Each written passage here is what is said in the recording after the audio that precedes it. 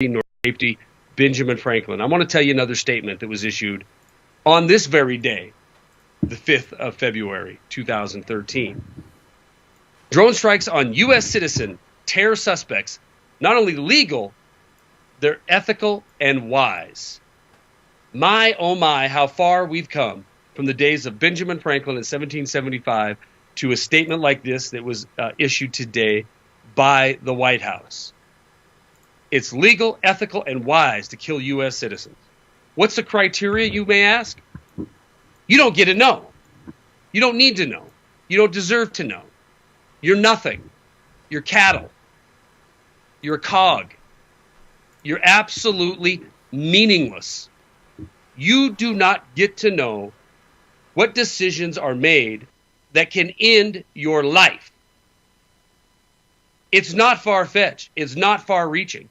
Anwar al-Zawahiri and his 16-year-old son were killed in your name for doing nothing. They're suspects. They were suspects. He was an internet rabble-rouser. Who does that sound like? Sounds like Eric Lovely. Internet rabble-rouser. His 16-year-old son, he wasn't even an adult. He wasn't even suspected of anything. He just happened to be on the list. How did he get there? You don't get to know. You don't get to know how it's decided who lives and who dies. How far we've come, but how true a statement Benjamin Franklin uttered in 1775. If you want to give up essential freedom to attain some safety, you're not going to get and you're not going to deserve either. And that is exactly where we are. In the year 2013, we do not have safety. We do not have freedom. We have been reduced to nothing more than sheep. No more do we know who is going to be slaughtered next than a field full of sheep. They don't know who's going to die next. Neither do we. They don't deserve to know who's going to be the next in line to get butchered. And apparently, neither do we. This is where we live. Eric Lovely. I'm sure you saw this statement today, Eric. Well, I've been looking at it, and I actually went a little further than the statement and where the statement came from, believe it or not.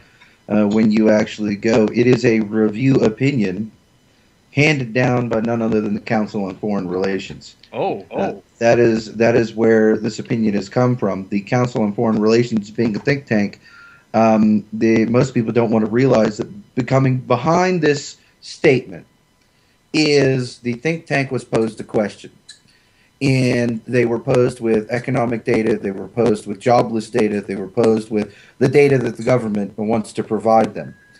And basically they asked the question, well, how do we secure the hegemony of the Western powers? So their response was, well, to restore and maintain, you must, strike fear and whatnot. So killing your own citizens is well within your power scope and within your range. And this is where it all came from, was the Council on Foreign Relations discussion. And it is pretty interesting. At the same time, most people don't even talk about them, but the ECFR, most people don't even spend any time with the ECFR. And I will tell you that, yes, it is funded by the Rockefeller Foundation, and it is the European Union's Council on Foreign Relations, which is now parroting the same kind of information towards Brussels and telling Brussels that it also has the power to terminate the existence of its own citizens. So this is going to be a new precedent that you're going to be seeing set, and that's the reason why the court case around Anwar al-Awlaki and his child, I can tell you right now, his child is just collateral damage. In other words, his child is the same thing as the cost of doing business. No matter how terrible and how disgusting and how despicable this human being is, even if you could prove everything and you could guarantee 100% that this guy was just the evil demon of the world and, Satan revisited and whatnot, do you really have the right to, blow his child up at the same time? Wait a minute. Let me stop you. Let me stop you. And Gary's informed me we're getting some feedback and some clicking, so we'll try to fix that at the break if you're hearing that out there. You know what? He didn't do anything. He was post-mortem. He was described as the head of the Al Qaeda in the Arabian Peninsula. He was their chief, fundraiser, chief motivator, recruiter in the Al Qaeda in the Arabian Peninsula. But he was a suspect. So I don't even digest the fact that he lost his citizenship. He lost his, excuse me, I know that word makes you mad. He lost his guarantee of constitutional rights because he went over there and was talking smack against a government that's invading nations around the world. I do that every night, Eric. When's the hellfire coming in my window? I don't know, Charlie. It may come at some point. It may not. I'm thinking that you'll be dealt with before too long. You'll definitely be handled, because if you pick apart the argument against Anwar al-Awlaki and how they formulated, he was killed not for action, not for participation. He was killed for ideas. He didn't actually really do anything, and they're setting the precedent. Not that they can kill a terrorist, not that they can do anything of that nature. The precedent actually being set, if you look at it and you look at what's being formed, the precedent is that we can disregard your constitutional right and kill you even for ideas. Okay, so you don't even have to commit treason. All we have to do is cobble together that you said you might commit treason, or you might commit treason against the power structure, which is what it is. Then we're going to kill you. This is the precedent the precedent that's being set so that the public will accept it. And the funny part is anybody who still believes in the Constitution being in effect, or that they have any recourse in this type of pursuit, you really have to ask them where their head's screwed on at, because we have gone 180 degrees now, because America originally was nothing more than an idea. Okay, the enumeration that everybody calls the Constitution was nothing more than an enumeration of ideas. Okay, this is the reason why you go to the FBI schooling and they tell you, well, the first terrorists in America were George Washington, Abraham Lincoln, those type of folks, where they start talking about the forefathers, Thomas Jefferson, that these guys are terrorists. Well, that's because they truly believe that, and they're continuing to push in that direction. And I really hope there's another thing with the federal court case that is now against the White House, and the federal court ruling from the circuit court that is directly against Obama and his appointments. Forgive me. Well, hang on to that thought. Clear your throat. We're going to try to clear up this connection. We're going to be back to talk more about this. I'm sure this first hour is going to be dominated on this topic. Absolutely staggering, the lack of freedom that there is in this nation. We're going to be back in just a few minutes. Hang tight. All right, ladies and gentlemen, welcome back to the program. Charlie McGrath will be seated here momentarily as people can see him donning the command chair. I want to welcome everybody back from the Rense Radio Network, Oracle Broadcasting, the Next News Network, and all of the fine men and women in the chat room. Charlie. Yes, sir. Yes, sir. Well, Gary, during the break, Gary was showing us some of his... Charlie's not doing so good. Wait a minute. You can hear me? 1, 2, 3. You got me, Eric? All right, Gary, I don't know if I'm going out or not. You're live. I can hear everybody. Eric may be having some problems with you. I'm not sure. With the audio, or with his hearing. We're good. Go for it. All right. Well, what I was going to say is during the break, Gary was showing us some of his Second Amendment prowess, and I ran off to grab a little bit of my own.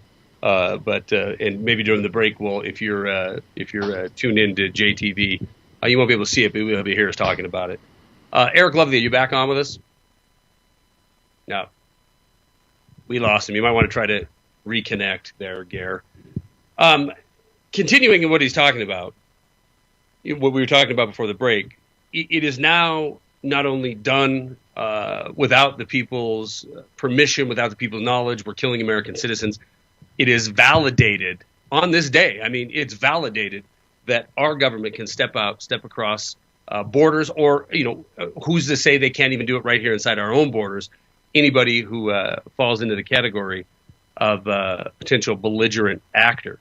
It is beyond belief to me that we've fallen so far so fast. But does it show the end game is near? How much further down this road do we go? I mean, how much further can we go? We've seen since 9/11, namely, a complete dismantling of a constitution, a complete build out of a security state. And now we have Americans being killed and rationalized and justified because of, as Eric said, they are thinking things that are counterproductive to the powers that be because of a thought or an idea. So if somebody thinks that they want to overthrow this government, if somebody thinks that we're on the wrong path and we are truly acting as a terrorist nation, they can just be wiped out or killed. That's exactly what it says to me. That's exactly what it said. There's no other way. There's no other way to interpret this. And to have an Orwellian 1984 style mainstream propaganda media that can report a statement like drone strikes on U.S. citizen terror suspects, legal, ethical wise, they can report this without absolutely freaking out. It shows you the collusion between the special interests that own government and own our media system. We're still trying to establish, guys, I apologize. I'm looking back and forth between screens here. We're still trying to establish a connection with Eric. Maybe we should try him, Gary, on cell, if we're failing to get him through Skype. Being in the undisclosed location at times, Eric is intermittent, we'll say, on internet connection. So we're going to go ahead and try to continue trying to keep getting him on here. If somebody wants to call in and join in the conversation while we wait for Eric, 877-342-6673. I'll throw a little more in Gary's lap there. He can screen to see if Brett is sending a phone call to us, as well as try to panic and get Eric on the line. And, something Eric, he said that this is coming out of the CFR, Council of Foreign Relations, which is true. But the other, here we go. Eric, we got you on. There we go. Too ringy dingy. Hello. Hello, Eric Lovely. We could just use Skype. No, we can't. We were trying like crazy. Are you on Skype right now? Yeah. My internet went down. I know. I was explaining that to the audience. In your undisclosed location, we occasionally lose a little bit of signal down there. Sounds like you're losing some signal out of your own pipes. Yeah, my pipes are a little bit worn out. Can you hear me okay now? Oh, I hear you perfectly. All right. So what I was saying in this time we were trying to reestablish connection with you is that, the statement of itself, drone strikes, U.S. citizen, terrorist suspects, legal, ethical, and wise, is beyond Orwellian, beyond 1984, Orwellian news speak, where you have a mainstream media that has absolutely no qualm whatsoever issuing this headline, and not only not challenging it, but by not challenging it, it shows they support it. Where is the watchdogs of the government? Where is the journalists out there that are losing their mind over such a statement? I don't think that they exist. Well, they are us. The only individuals who are losing their mind, who want to participate in actual this kind of discourse and actually talk about what's going on here, are people who are on the outside, people who aren't purchased and paid for, people who aren't part of the problem. And that's really what it is. These mouthpieces. It's kind of like the murder spree that went on in I'm pretty sure it was California. Where the gentleman basically he killed his girlfriend, he killed his dad's girlfriend, he killed his dad, and he killed and then he kills himself. But the reason why the mainstream media isn't talking about this specific murder spree is because there were no guns involved. Okay, he killed his father, and he killed his father's girlfriend with a crossbow through the head. And they just simply don't bring it up because it doesn't parlay into the agenda that they work for. Really, that's what it boils down to. You're clearly seeing who are the bought and paid for individuals that are presenting themselves to you right in front of your face. No doubt about it. Eric, love you. Hang tight. Meat Dog. We got Meat Dog on the line. We're going to go to you right after we take this break. We're going to be back in just a few minutes with more Wide Awake News Radio. Hang tight. Make no sound. Welcome back to Wide Awake News Radio. Myself, Eric Lovely, and Meat Dog on the line, who we're going to go to right away. Those listening during the break, we were talking a little bit of favorite firearm choices. Eric's is a Springfield. Gary's is something very southerly and gentlemanly.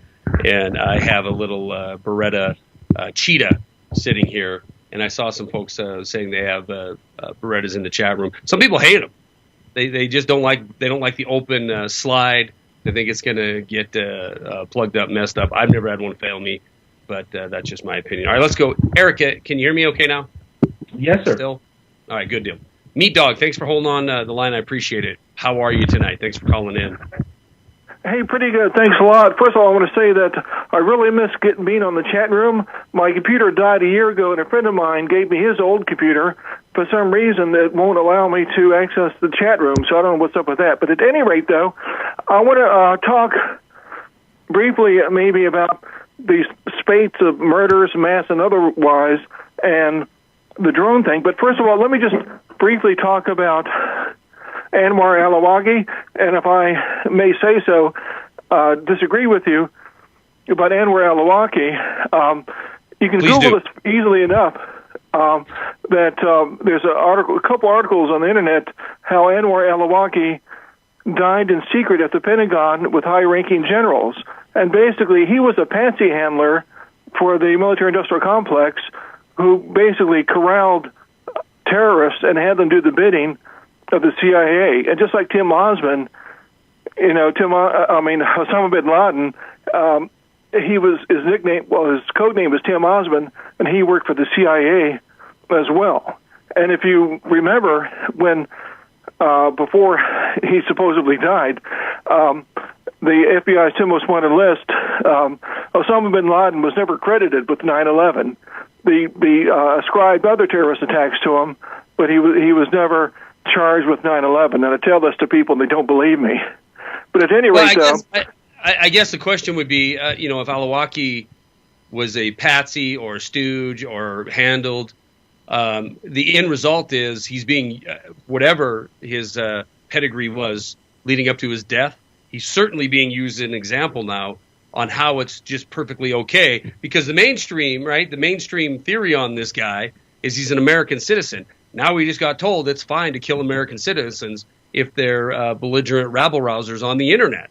So I'm not disputing that what you're saying is true. I guess my statement there would be the end result is he's being used as a tool to deliver the message to the people of this nation that you're not free. You can't even live unless, we deem you worthy of living in this country. Yeah.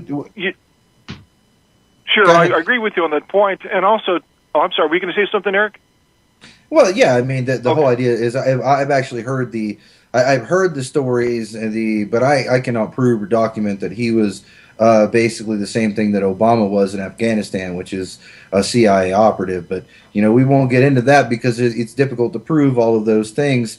However, I guess what we're approaching it from is no matter what him and his child were before, they are horseshoeing and hanging this on his neck after his supposed death.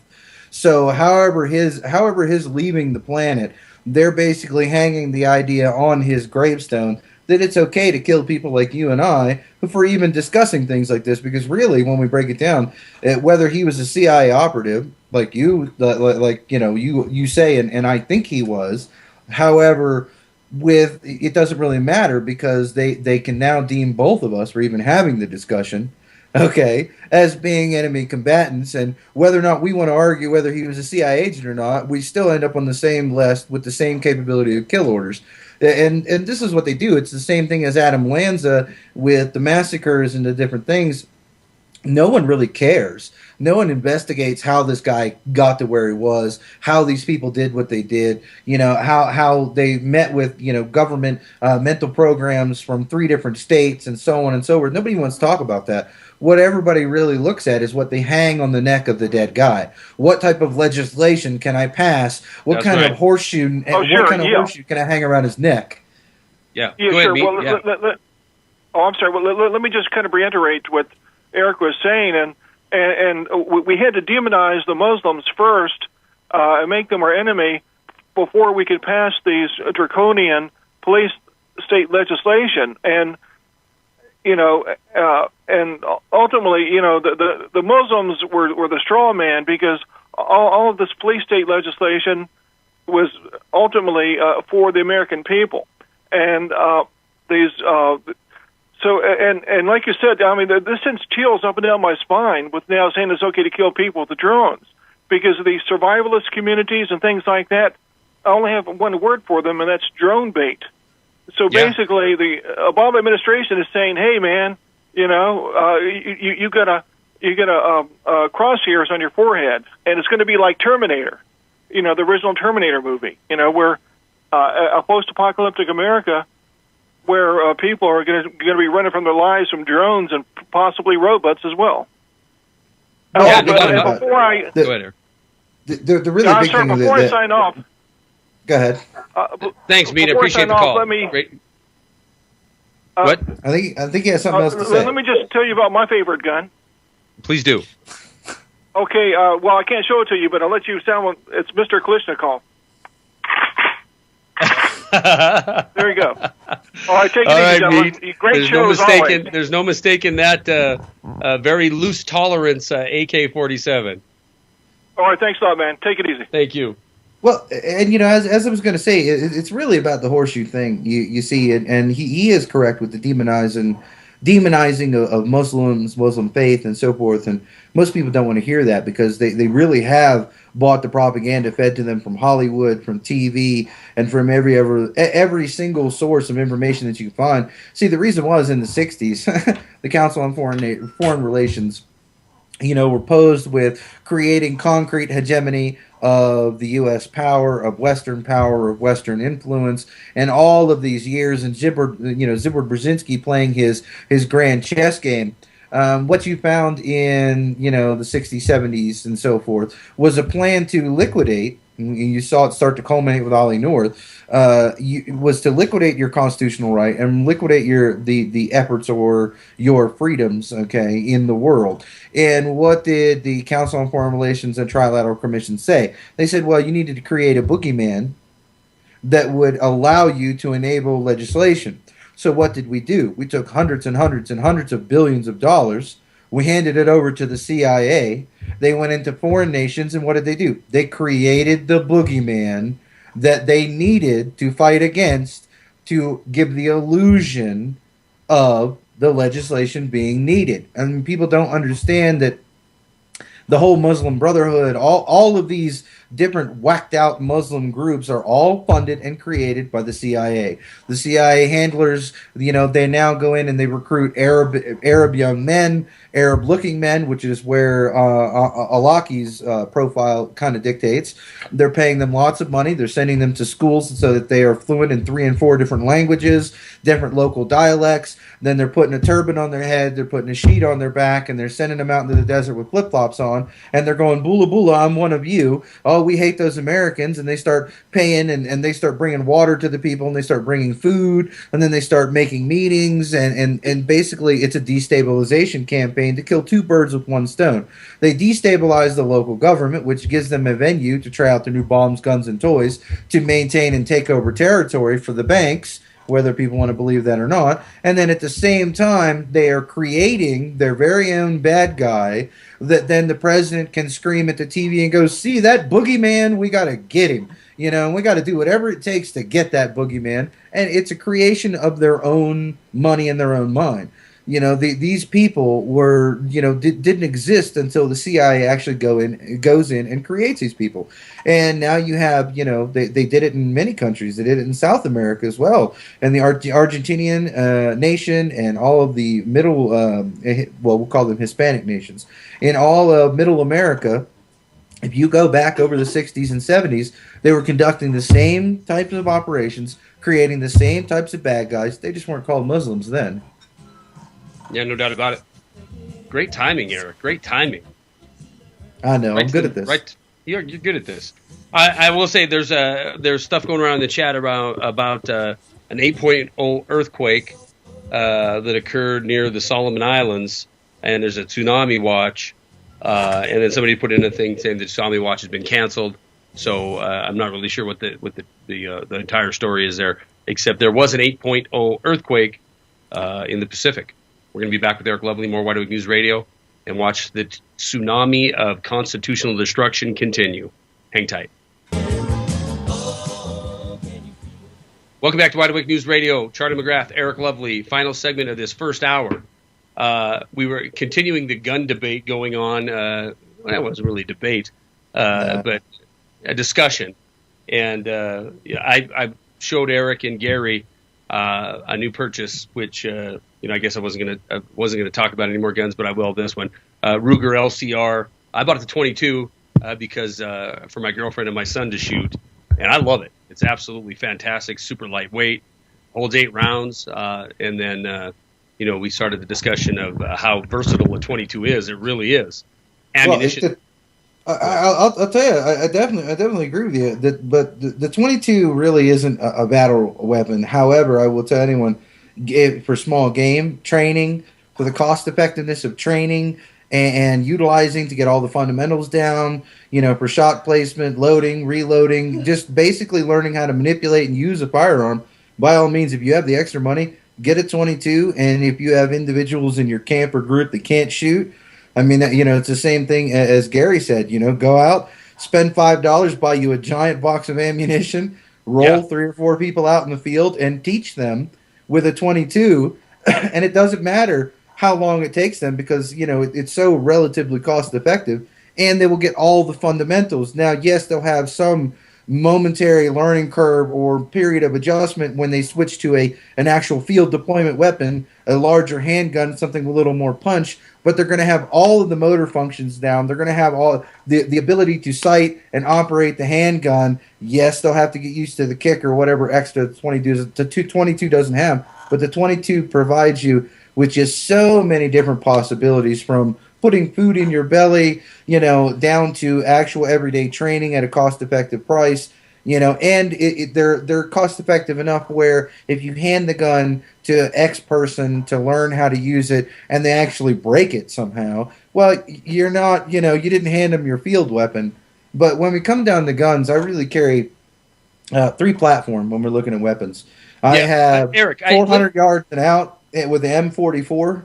I have the Kalashnikov for, the 400 and in, and then my handgun for the last ditch effort of, oh no, I'm going to die. Let me still spread some more bullets.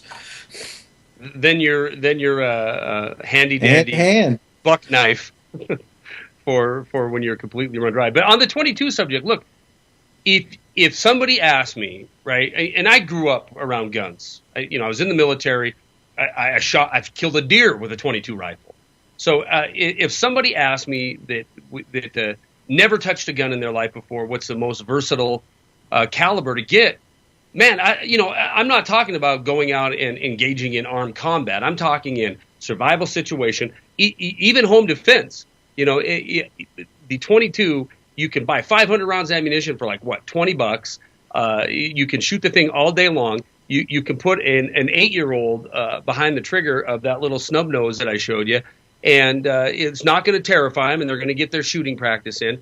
And the rounds you can pack are good in pistols or in a rifle. So I think for an all-around weapon, an all-around means of, like you said, providing food for the table. And then the versatility of ammunition you can get with it. I mean, you can get birdshot, you can get the higher grain ammunition, or the hollow point, or the lead nose.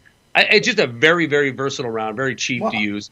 The one thing I would say that I steer away from like the plague, and I actually have one, and I'm I hate to say this, but I'm almost afraid of it now, is a 22 automatic pistol, and here's why. I had a little P38 knockoff looking 22 automatic pistol, and I cycled around through it in my living room, and guess what? The extractor stuck just a little bit, and there's their rimfire cartridge, so that extractor hit it, and off it went in my living room. And this was several years ago. Scared the hell out of me. Of course, growing up around firearms and in the military, it was pointed in a safe direction. So the garage took a hit, but thankfully no person did. So that's the only thing with the rimfire that I'm a little leery of is the automatic extractor. Well, we could talk about guns all day, but it looks like we have a caller named John from Canada. Good day, John. Hey, wait a minute. Not good day. That's Australia. Hey, good day. hey, how's it going, guys? How are you doing? Can you hear me? Yeah, I can hear you fine. Can you hear me? Pretty good, I guess. Considering wait a minute. What part of Canada? Big battle of good against evil, I suppose it is. I just thought I might quickly call and just let you know that Anwar al-Awlaki's 16-year-old American son from Denver was struck 2 weeks later. They specifically went out and killed a 16-year-old American child. And any man from any civilization, all the way back to Hammurabi, immediately recognizes this as first-degree murder. It warrants a minimally life-term prison sentence without parole, or perhaps death by American Patriot firing squad. There isn't another side to this. It's only hypnosis and people who succumb to suggestion to believe, oh, it's constitutional, it's moral, it's just, it's right. Hey, if you had a problem with this 16-year-old American child, why didn't you just make a formal allegation by the laws of these lands that defend the rights of people in a free world and have them arrested? They can't. The 16-year-old child they first-degree murdered, and I don't think we should let them escape for it. Well, you know what? I don't think so either. John, you're 100% right. It was 2 weeks after the fact. They killed a 16-year-old son. And insult to injury, right? A bucket of salt in an open wound is the statement of the White House today. Not only is it legal, it's ethical and wise. And John said it perfectly. That's wizardry. It's black magic. Who does that work on? Only the most incompetent or evil who say, it is. I'll do it. And they can't defend it. It's only censorship. Tyranny is censorship. It's only the censoring cries of victory over tyranny that has them walk another free step in this world. There isn't an honorable soldier or cop that doesn't know exactly what they're doing. And we cannot let them escape this way. We cannot let them continue on suggesting first-degree murder doesn't warrant some serious repercussions from the men of this world. Left-wing, right-wing, whoever you are, man, we got to get together on just this one thing. That's it. 16-year-old American child from Denver cannot be murdered in my presence without me demanding just action from all police officers, all soldiers, every man, woman, and child present. Let's get on this. So thanks for the time. Good show, guys. Okay, later. Bye. And Thanks, I'll jump in and I'll say I completely agree with John, except for one part. I do not think it should be a public firing squad. It should be just as our forefathers determined it to be. It should be a public hanging at high noon. I mean, this must be to teach them a lesson, and I don't care how barbaric people think it is. And, we have now come to the point where children, just like you said, don't even matter. And there's going to come a day where there are going to be repercussions, where the other guy called in and talked about, the survivalists being drone bait. Well, it's going to come to a point where everyone is going to finally come to people like me, and they're finally going to understand, well, hey, look, we need to go on the offensive, and we need to take care of business, and we need to clean this rabble-rouse out. We need to, muck the stalls, get rid of these bums. We need to arrest them all, try them, convict them, hang them in public, and if they won't allow us to arrest them, if they won't report to the court trials, well, then they're going to die in the crossfire and so on and so forth. And this is the reality where it's coming to, because the people we're dealing with, they don't listen to anything. There is no amount of communication you can have with them. They will sit and argue that it's okay to butcher a 16-year-old kid till they're blue in the face, just as straight-faced as you or I would, they will look at you and say, oh, yeah, we got to kill these people. What was it? Was it Hillary Clinton? I think it was Hillary Clinton. The person who said, where they talked about all the murders and the deaths of the children overseas. Right. And, it was worth it. It's worth it if we get the bad guys. It's worth it if we got to do this. Nothing is worth it. You see, that's the difference between actually having morals and principles and being guided by situational ethics, where you can mold morals to your situation. It doesn't work that way. And that's the problem with this nation. People with morals and ethics and principles should be the people who are being pushed to the forefront as leaders, because those are the guys that's going to say, look here, I don't care what your argument is. We're going to lock you up. We're going to try you. And if we have to, we will put you to death. But you're going to stop killing children and using the deaths of children as pawns and massacring and butchering women and children across the world for your own gains, whatever they may be. is wrong, and we're going to put a stop to it. We're going to put a stop to it now. The reason why you don't see that happening is why everyone says, look, there are no good police officers. There are no good anybody. You know, the men in the situation, you know, where have the men gone? If there was a good cop, there would be some type of police force walking down the streets of Washington saying, these are handcuffs for you for killing children, and you're coming with us whether you like it or not. And no matter the outcome, they would stick to their guns, but the cops don't. The cops continue to go to their job, collect their paycheck, and abuse those they can get away with abusing because they're not actually going to deal with anybody of any real consequence. They're only going to beat up on the helpless people that they can get away with beating up on. They're not going to go down and attempt to arrest the president or anyone from Congress because they have no spine, and they know who their boss is, and they know who they're the lackeys of, and if they don't like that, the truth hurts. Well, and you'll keep hearing the same argument from that set. And, you know, I know there's good military people, and I know there's good folks on the police force. But you're right. Wait. You're right. If and you know what? So was John from Canada. If they are engaging in this, knowing that it's wrong, and if they're a policeman or in the military, they absolutely should know what they're doing is right or wrong. And no illegal order is valid, period. Plain and simple. If they partake in this, then they're just as guilty as the people that they're serving as minions for. Absolutely. I completely agree. And, you know, doing nothing is doing something. It is the reason why the original courts used to say that if you didn't respond in X amount of time, it was the same thing as acquiescing to the charges. Okay, that's why you were found guilty.